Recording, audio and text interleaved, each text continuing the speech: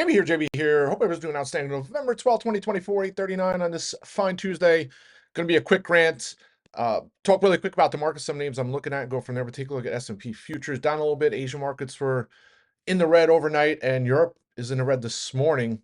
Uh, we'll have to see how long the market's rally goes, right? You take a look at the S&P yesterday, up slightly in the green.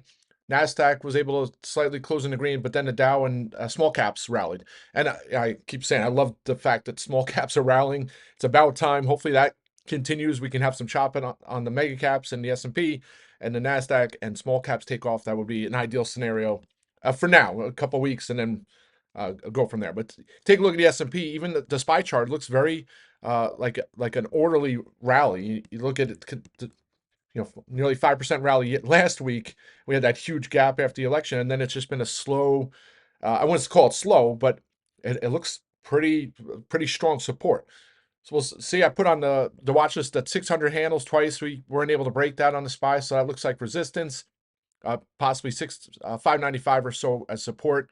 And then the two things I'm watching, of course, the headlines this morning are talking about yields again, right? So yields are up. That's why the market's a little weak today. But the stronger U.S. dollar, it's heading to 52-week highs.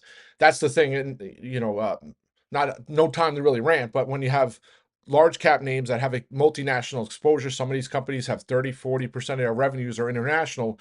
The stronger US dollar typically weighs on those, and some of these companies have hedges on, currency hedges via the forex, wherever they do.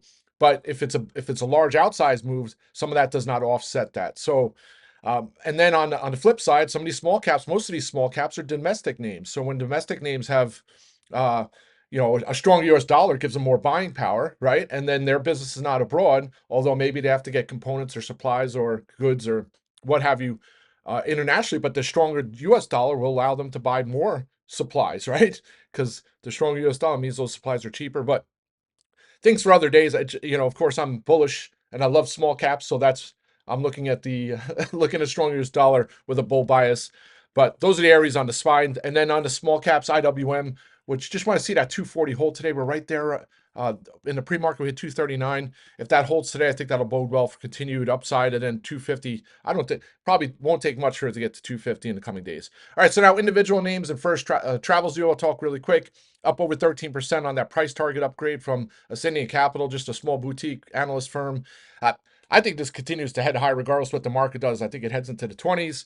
And it's a name that if they just show signs on their first earnings report, once the membership program rolls out of how much they're able to acquire of their freemium users, I could be one of those that just really starts to take off. I mean, is it pricing in a 3% conversion rate on their freemium members? I don't think so. That'd be 40 to 50% revenue growth at a high margin clip, probably 80% margin. So really like this one. I would say lucky. Me, of course, I think it was going to rally regardless of what the analyst did yesterday, but certainly kicked it in the butt, helped it out. Looked to close the last of my 1750s today. Maybe it gets into the 20s before the end of the week. I'll continue to hold the 20s. Look to get those out, hopefully, for some nice multi-bags. And then at some point, I got to get those March or December strikes, which I'll do to play for a move to the mid-50s. A Lemonade down just a little bit here in the pre-market. I say a little bit. Actually, it's 32.40, so now down almost $2. But you take a look at yesterday. If you told me at the start, when when the week was starting and the stock was at 29 and change, that it would get to 34 and change by the end of the week, I'd be happy, right? So that's what it did yesterday. So I locked my November strikes and took some of the Decembers, locked some of those in. And then I'll just hold those Decembers pending any crazy sell-off. Maybe it gets to 31. I'll look to close them out and maybe revisit.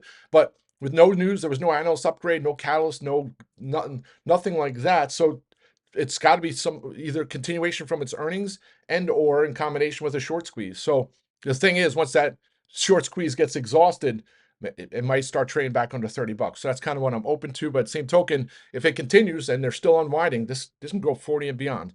That's Lemonade Square.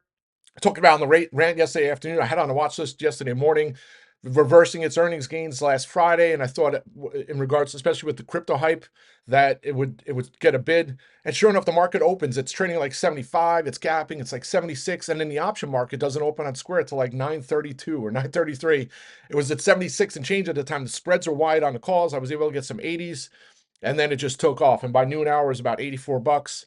closed some of the calls out for a little close to 400%, closed some more out for a little over 600%, and I still held a couple. Of course, in hindsight, it'd be nice to close them all out and revisit here. It's gapping lower, similar to Lemonade this morning, but I still could have some continuation here. So I'll be watching maybe 80, 50, 81 might be a stop, and then I'll close the last of my 80 strikes out and revisit.